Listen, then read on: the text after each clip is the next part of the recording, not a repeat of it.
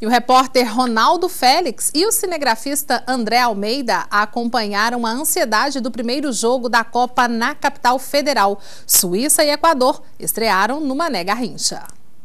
Brasília foi tomada pela Copa do Mundo neste domingo. Podia-se observar gente de vários lugares.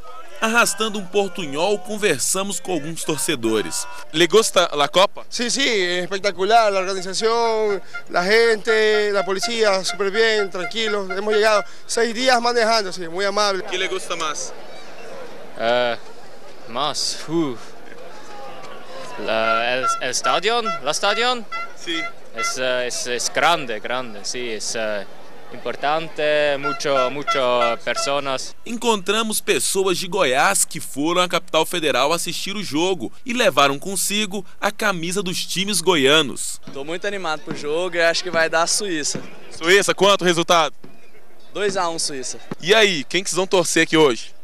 E aí, nega? Pra quem? Nega, eu acho que vou deixar você decidir. Ela decide sempre, vou deixar você decidir. Vou decidir por elas então. Como ela tá de vermelho, vai torcer pra Suíça e ela vai torcer pro Equador, pode ser? Fechou então, fechou. Tudo correu em paz aqui no primeiro jogo da Copa do Mundo no Estádio Nacional Mané Garrincha. Ao contrário do que se pensou, não houve protesto, não houve confusões. O estádio lotou, quase 70 mil pessoas compareceram ao jogo.